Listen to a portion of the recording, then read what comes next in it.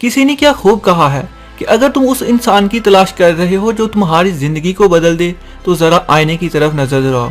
یقیناً یہ بات بالکل صحیح اور واضح ہے، کیونکہ جتنا تم اپنے آپ کو جانتے ہو اتنا کوئی نہیں جان سکتا۔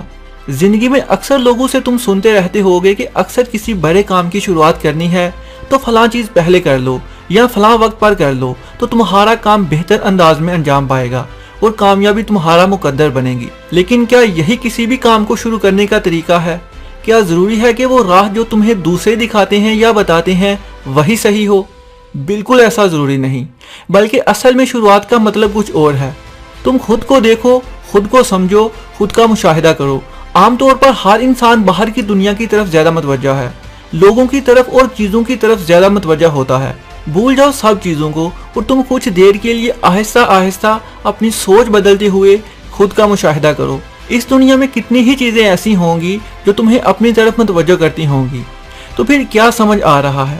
اگر اب بھی نہیں سمجھ آ رہا تو سمجھو، سمجھنے کی کوشش کرو، اپنے ذہن کا غبار ہٹاؤ اور سمجھو کہ اصل شروعات وہ ہوتی ہے جو تم خود سے اپنے آپ سے کرتے ہو، خود کو سامنے رکھ کر اپنی صلاحیتوں کو براہ کار لا کر کرتے ہو۔ ہاں بالکل، آپ اپنے آپ سے، خود سے جو شروعات کرتے ہو وہی اصل شروعات ہے۔ یہ جان کر کچھ حیرانی تو ہوگی آپ کو، لیکن اگر غور اور دھیان کرو تو یہی حقیقت ہے کہ کسی بھی کام کو بہترین کرنے کے لیے اس کی شروعات بھی بہترین ہونی چاہیے، اور یہ شروعات بہترین تب ہی ہو سکتی ہے جب تم اپنے آپ کو بہتر بناؤ گے، بجائے یہ سوچنے کے کہ تم سب سے پرفیکٹ ہو، سب سے ناکام ہو۔ اپنی خامیوں کو سمجھو گے، انہیں خوبیوں میں بدلنے کی کوشش کرو گے، اب ذہن میں یہ سوچ آ رہی ہوگی کہ خود کو بہتر کیسے بنا سکتے ہیں، تو اس کا جواب بھی تمہارے پاس ہی موجود ہے۔ ذرا کچھ وقت آرام سے بیٹھو اور سوچو، میں نے اپنی زندگی میں اب تک جو کچھ کیا ہے کیا میں اس سے خوش ہوں؟ کیا میں اس سے مطمئن ہوں؟ تمہارے ذہن میں بہت سی باتیں اور بہت کچھ آئے گا، بہت سارے سوال ذہن میں آئیں گے، ساتھ بہت ساری وہ کمیاں آئیں گی جو تمہارے کاموں میں رہ گئی تھیں۔